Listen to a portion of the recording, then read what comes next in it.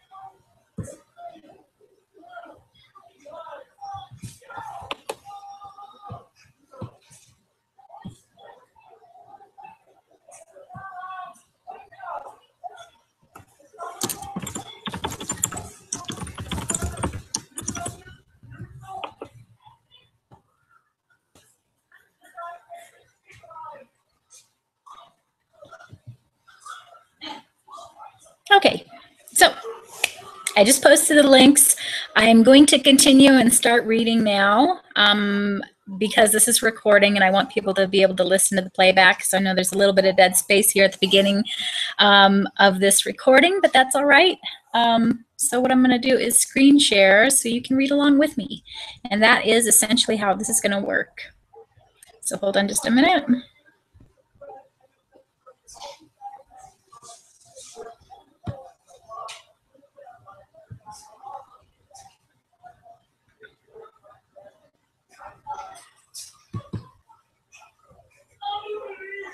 All right, there we go.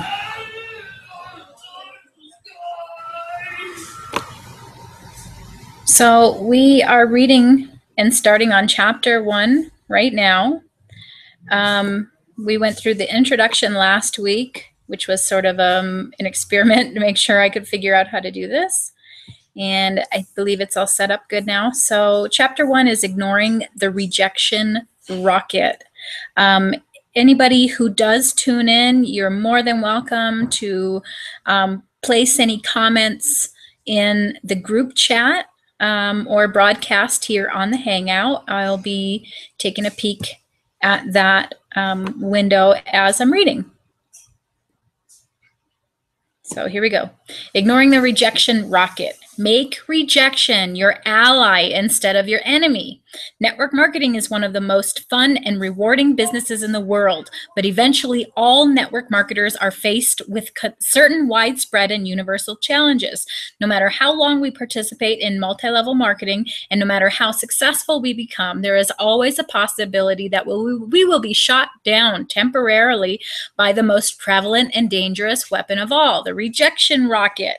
It can and will strike at any time, rendering us virtually immobile, thus destroying our enthusiasm and excitement, which are the essential qualities for success.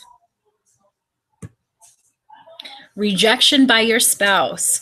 Everyone faces rejection in life, but what makes our form of rejection so very devastating is that it often comes from the very people we love and respect. Our spouse, our parents, our best friends, and our business associates.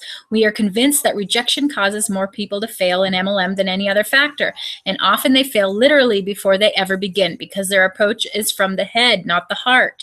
Here's the classic scenario. Bob is at a transitional place in his life and open to a career change. He is receptive to listening to a new business concept. He goes to a network marketing meeting, industry meeting, and for the first 5 times, everything makes sense. He may have considered working in this industry 4 or 5 times before, but he never was in a change mode during previous presentations. Now, because he's about to be laid off, he has a transitional mindset. So not only does Bob begin to see the potential in networking, but he actually finds himself enthusiastic about the earning potential. Throughout the second half of the 1-hour presentation, he begins to make a mental list of the 2 friends and associates he knows who would be excellent at recruiting.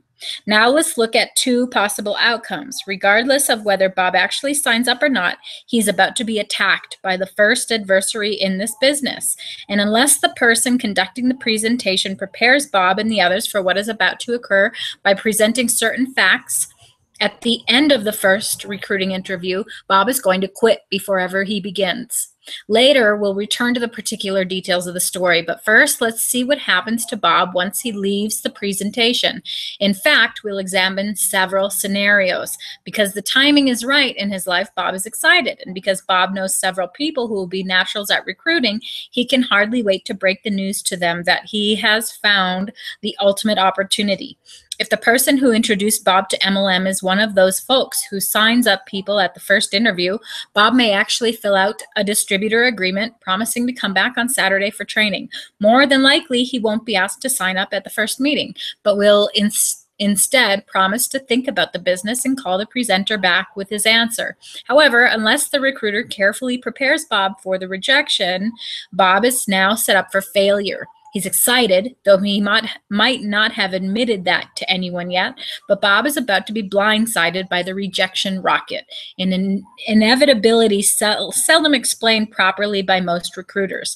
Because he hasn't been trained, here's what happens.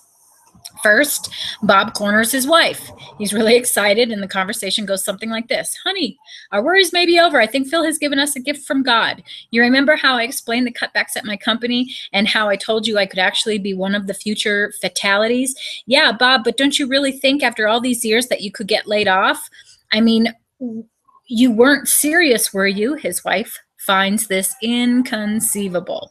Honey, listen, it doesn't matter. I was just over at Phil's, and he and Nancy have gotten into a new business that looks really great. I can't believe how much money there is to be earned and freedom to be gained. Honey, Phil is about to get his first big check, and I brought home some samples of the products. Nancy's blown away by the cream and shampoo. Here, I brought some home for you to try. She wants you to call her. The rejection rocket is aimed directly at Bob's head and is about to be launched. Bob's wife takes 2 packets of moisturizer and shampoo from him, looks at them, then looks at him incredulously. Wait a minute, Bob. You're serious, aren't you? Let me get this straight. You've been with your company for 7 years. We have a company car, health insurance, and we just bought our dream home. Your boss loves you like his own son and is about to now recommend you to the Golden Acres Country Club.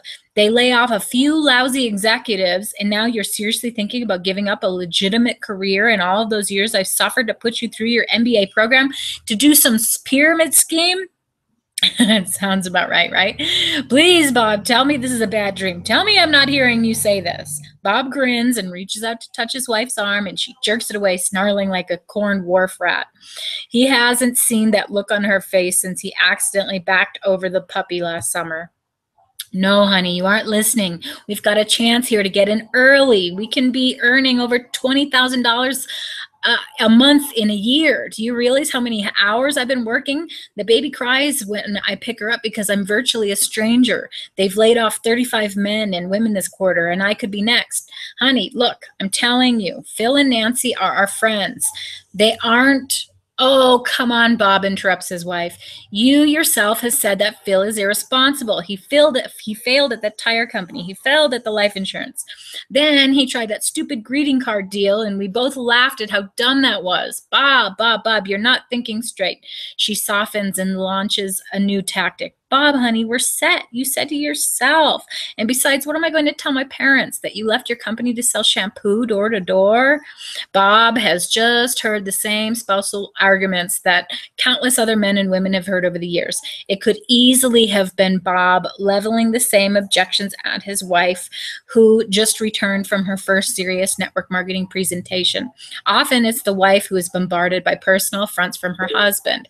Had Bob simply said nothing until he he could get his wife to fill in Nancy's for a legitimate presentation, the rejection rocket would have never been launched. Or, had the approach been emotionally positive instead of intellectually negative, the outcome might have been different. But keep in mind that even if the circumstances differ, the outcome is the same. This discussion could have happened on a Sunday morning following a Saturday training session in which Bob had already signed a distributor application. It doesn't really matter. The point is this: we are convinced that as many as 50% of all potentially successful networkers failed before ever getting started because of their sponsor does not prepare them for the spouse rejection rocket. The tragedy is that those very circumstances could quite easily be minimized, if not completely eliminated, through preparation and proactive measures.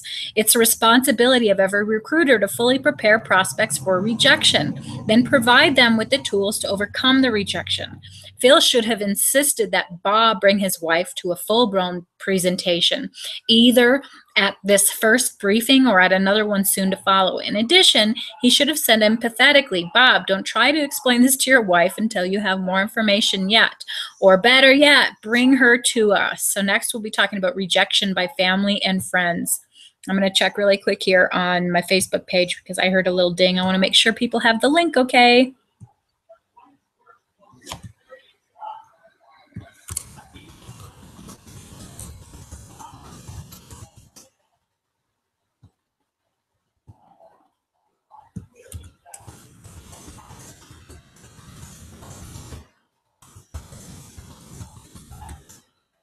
Yeah, there's a couple people curious about where the links are. And, you know, I'm going to be doing these readings just so people can get on and read the books if they don't have them themselves. And I'll be starting a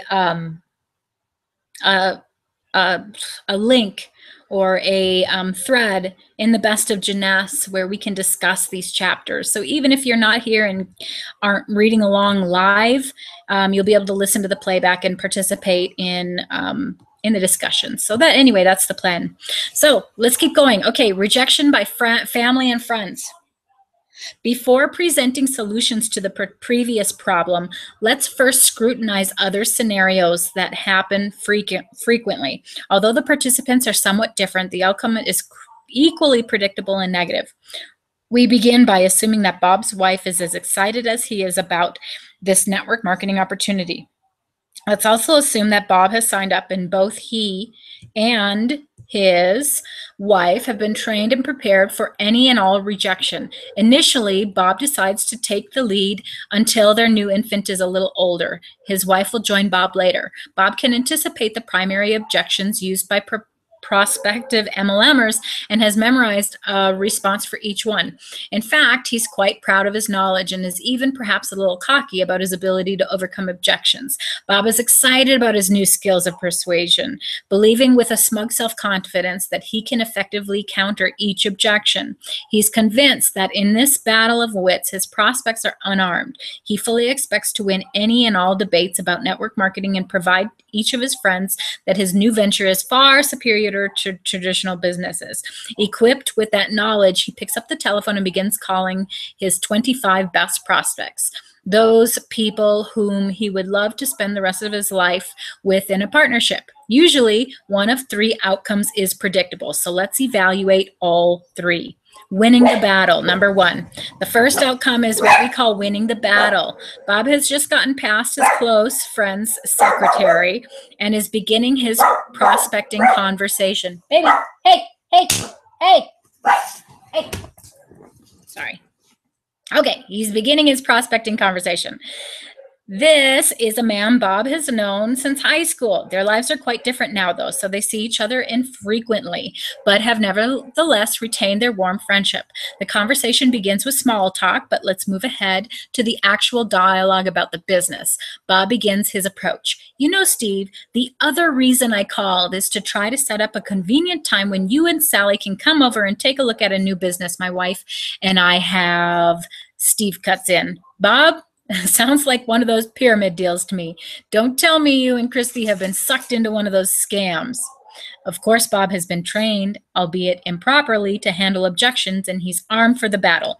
Actually, Steve, I can understand your reluctance to look at a deal like this, but all I ask is that you remain open-minded for 45-minute presentation. Let me ask you, Steve, would Tuesday or Thursday be better for you? Bob is proud of his canned response, but as we'll see, his pride is very fleeting. Come on, Bob, you and I go way back. You can cut out the memorized speeches and shoot me straight. Sal and I aren't the least bit interested in one of those deals. In fact, my own father got sucked into some gold scam last summer and put over $5,000 in the deal, never signed up one person, and has a garage full of overpriced gold coins gathering dust. Steve says gently but firmly. At this point, or really before the conversation had even gone this far, Bob should have realized that Steve isn't in the right time in his life to see this opportunity. He isn't the slightest bit open to the business, and anything said from here on will only alienate Steve and therefore hurt Bob's chances to approach his friend at a later date when he may be more receptive. In fact, unbeknown to Bob, he may actually do irreparable damage to their friendship by continuing to pursue the matter. There's a specific 6-month rule we'll present later in the book that will help you avoid Bob's dilemma. But for now, let's assume Bob is unaware of it. Unfortunately, Bob is relentless. He knows he's in a great business and believes that if he can respond properly to each objection, he can perhaps sign up Steve and his wife. Because Steve is a professional who knows many quality people, Bob is absolutely convinced that of all his friends, Steve's has the greatest potential. Bob believes that all he has to do is skillfully overcome his friend's objections, and he's got a winner on his front line. He's sure he will win the battle, but it won't happen.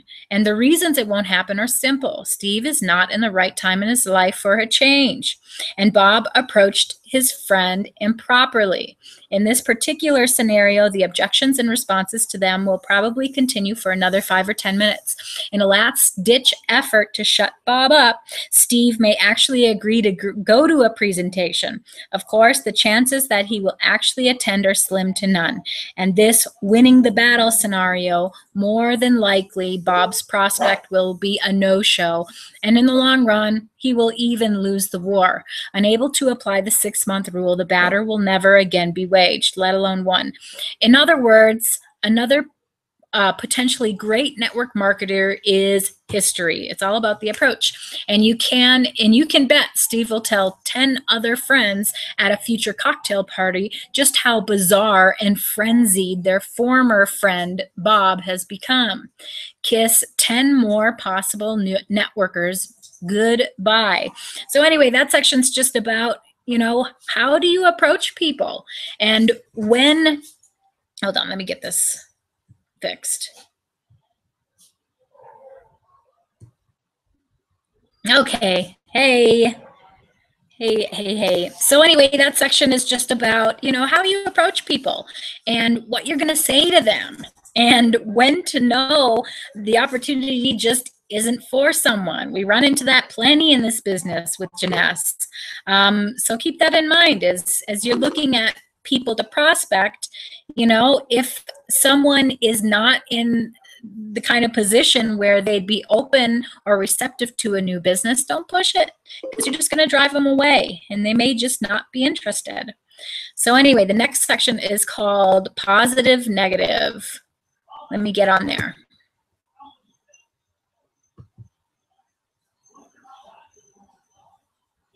Okay, positive negative. The second outcome is what we call the positive negative. In this scenario, the very instant Bob mentions his intentions, Steve jumps in and aggressively points out how much he hates business deals with friends, detests MLM or any other home business pyramid, and adds, "By God, it better never surface again in the course of our friendship." Of course, Bob shuts up immediately and changes the subject back to small talk. He feels rejected because his good friend is so positive that network marketing is a rotten industry. And because Steve is so positively negative about network marketing, Bob decides to never again extend the opportunity to his friend. That is a serious mistake, as we'll explain later when we fully define the 6-month rule. This section is called the good old boy. The third outcome is what we call the good old boy. An example of this scenario is as follows. You know, Steve, the other reason I called is because my wife and I have become involved in a business that we want to share with you. It will take about an hour at the most, and we can see you on Tuesday evening at 8 or Thursday at 7:30. Which one is better for you? Steve answers pleasantly. Gosh, Robert, it sounds great. Can you tell me just a little bit about it? Well, Steve, I'd rather not discuss it over the phone because it's about 90% visual. I'd like for you and Sally to see a brief video, then actually sample some products and take home some literature to examine.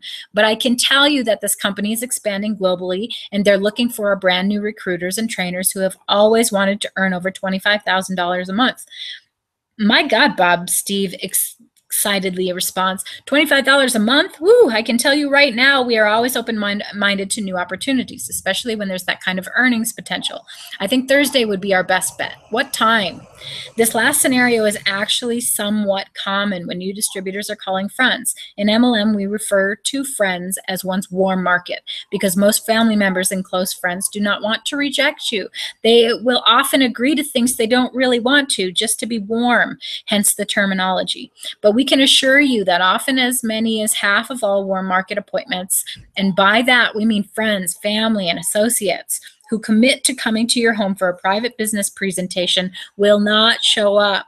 And that can be more devastating than any other form of rejection because you'll feel deceived. So remember, no matter how nice they are on the phone, half of your family and friends may not show up for your meetings, especially if you tell them about products and brochures, videos, and samples. Knowing this fact ahead of time softens the pain. Simply put, all people detest rejection, especially rejection by friends and family. Frank Pinelli of West Linn, Oregon, had been in the business all of 1 week when he experienced one of the worst rejections of his life. And he explains, I couldn't wait to meet for breakfast with the man whom I had come to respect and admire. Like me, he was a realtor and a very successful one. Both of us were in the process of leaving real estate to start our own business. And I assumed that would give us grounds for being mutually supportive of one another. As I began to describe my networking business to him without the moment's hesitation, he told me that even if he was a panhandler on the street pushing a cart around, the last thing in the world he would ever do is network marketing. I grew numb. My world for the moment was destroyed. A respected friend had, in so many words, called me worse than a bum living in the streets. 2 years have passed, and today I truly owe my ex-friend a debt of gratitude. He was so enraged me that I vowed to become hugely successful just to show him how wrong he was. His having treated me like such a jerk to this day is a significant part of what drives me. Today, Frank, together with his wife Joanne, earn about $5,000 per month.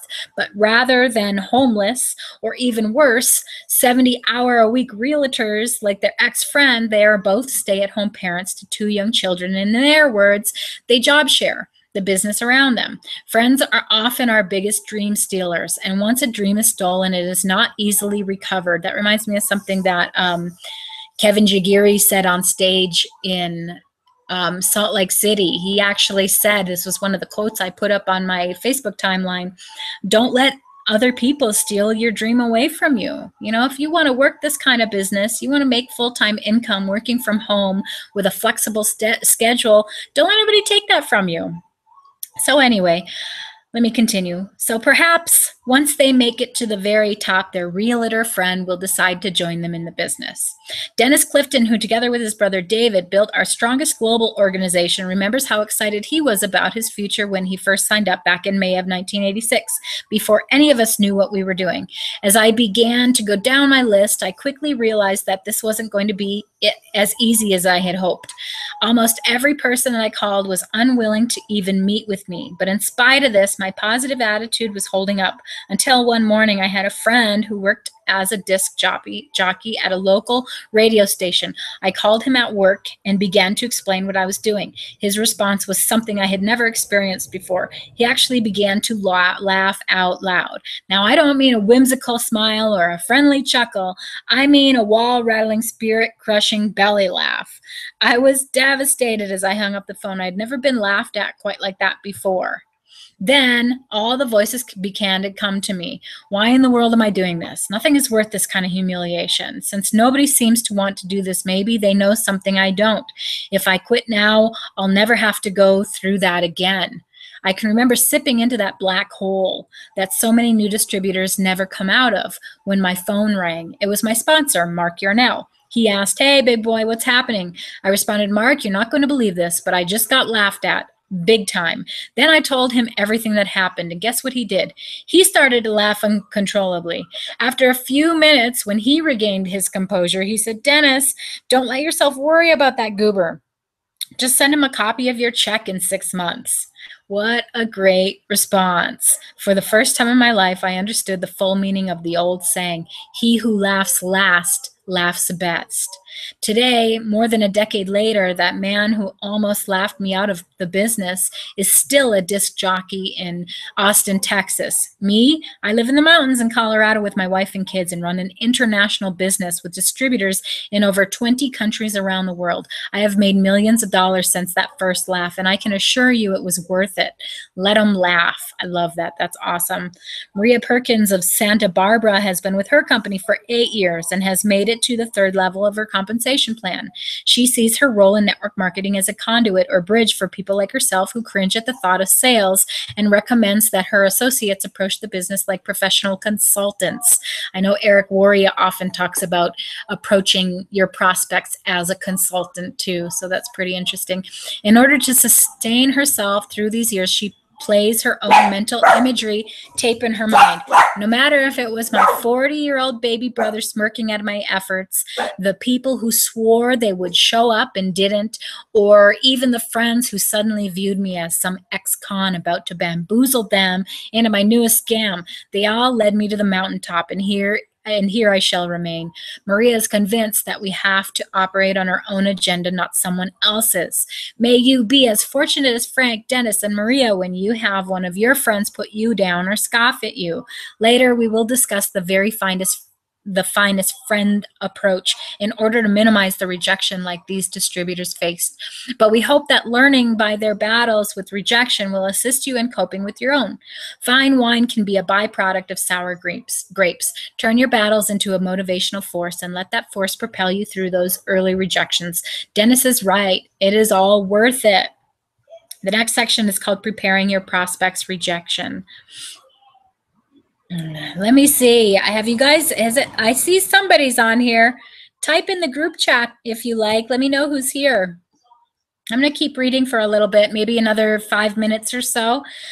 Feel free to chime in anytime. So the next section is preparing your prospects for rejection. The rejection rocket can be leveled at you anytime in your career, and the problem is that you generally don't see it coming.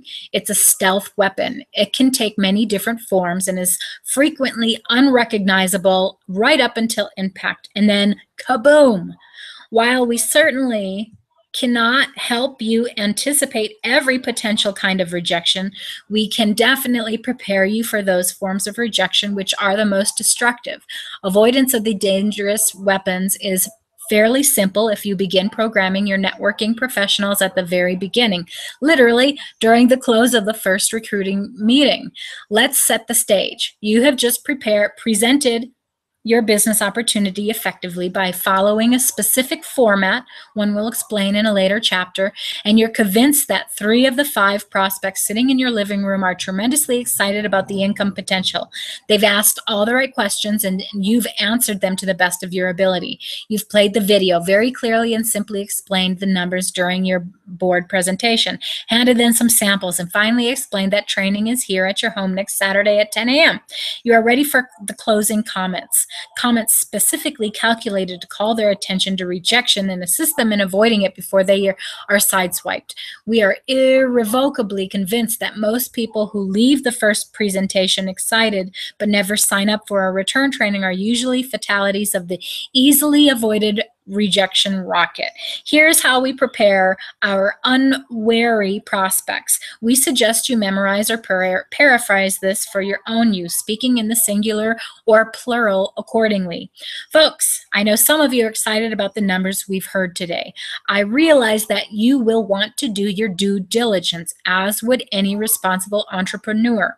But let's face it, if I'm right, if you can earn this kind of monthly income and semi-retire in 3 to 4 years, or at least have substantial personal and financial freedom, you'd have to be brain dead not to take me up on this deal. But I want to warn you about the 2 primary causes of failure so you can avoid them while you're doing your investigating. Don't be afraid to use a comment like brain dead on your prospects, no matter how successful or professional they appear. We've never had anyone fail to laugh at the comment, but more importantly, you are asserting your obvious leadership, a quality they desperately need to observe in their mentor before considering to joining our industry. The first cause of failure occurs when new network marketers listen to people who don't know what they're talking about. The second cause of failure results from them not listening to those of us who do know what we're talking about. Let me give you an example. It's just human nature that we get excited about something, we want to share it with others, whether it's new flavor of ice cream or a business opportunity or a new pair of shoes in my mind, in my case. It doesn't really matter. We want to share it, especially with the people we care most about. That's fine with ice cream or a good movie, but it's not right to share this business with anyone until you're completely trained and knowledgeable about our company. Why? Because the primary cause of failure in our profession stems from people getting excited about the tremendous earnings potential and then charging out to tell their closest friends and relatives before having the slightest idea how to do our business. It is critical that you not say anything to anyone until we have taught you a successful approach. If you begin talking to your relatives and friends about this industry, most of them are going to tell you that you've lost your mind. And even though you think you've got all the facts, even though you know the truth about the earning potential, and even though your friends, neighbors, relatives know nothing, they will still tell you you're an idiot. And if you have 10 or 20 people in a row question your sanity, especially people you know and love, you will give up before you even begin. So don't even attempt to sell your spouse on the opportunity. Simply get him or her back here for a presentation as soon as possible. So what we're saying basically is utilizing a third party, just like we do with the three-way calls. So now I know you think you're strong enough to avoid being influenced by people whom you know are completely ignorant about our company. Everybody thinks that. And let's say that you are. Let's say that even if 20 friends and relatives reject you and tell you you're imbecile, you do not collapse under the weight of their negative attitudes. The real problem is this. Once they've told you not to get involved, even if you later skillfully prove them wrong and answer every one of their concerns, they will not sign up. Remember, once they've ridiculed you for getting into MLM, they cannot afford to sign up themselves because that's a tantamount to admitting their own foolishness. And in this era, many folks are more interested in impression management than in taking responsibility for their own lives and creating financial independence, and time freedom. So until you've been signed up, made a commitment, and been trained professionally, do not, and I mean this empathetically, do not approach your friends, relatives, or even your spouse with this business until we have taught you how to share the information with them. Because some of your very best warm market recruits will never join you, no matter how successful you become, if you approach them improperly. This is really important stuff. Years of experience have taught us that the single largest cause of failure results from listening to people who don't know what they're talking about. Here's the problem. New prospects, friends, and family don't know anything about your company or the business or networking. And in their ignorance, they are certain it must be a scam. Until you are involved financially, they sense you are not really committed. So they will do everything in their power to save you from making a mistake. When you say, hey, everybody, I'm getting ready to open this new restaurant. Can you count? You can count on the response. Are you sure you want to do that? I've heard most startups go under. However, once you have already made the investment, your family and friends will do everything in their power to support you in your new venture. When you say, hey, everybody, I've just opened a new restaurant, the response will likely be, oh, good for you. When can we come? So I think this is, let me switch over here just for a minute. Hey, so I think this is really important in our industry, of course. and specific to our team and specific to Jeunesse Global, is getting people through that first layer of training. You know, how you approach people. The way we approach people is signing up for the TTO marketing system, having the 2-minute video, 14-minute video, and 3-way call on standby, and making sure to start with form. You know, there's a process that everybody wants to go through when you're starting a business here with Jeunesse or any business in our industry. And I think this section of the book is talking about that, you know, how we introduce people when we've just started this business is really important, because sometimes if you introduce people the wrong way, you can burn bridges without even realizing it. These could be people who would be interested if they were presented the information in the proper way. So anyway, I'm going to let that wrap up the book club session for tonight. This recording is always recorded, right? And I'll post this in the group room. So any other comments or, you know, things that have inspired you about this reading so far, feel free to post them there. And thanks for listening in. Thanks for tuning in, and we'll see you on the next one. All right, bye for now. Again, here's the book, Your First Year in Network Marketing by Mark and Renee Yarnell. So there we go. All right, have a good night, everybody. Bye. Bye for now.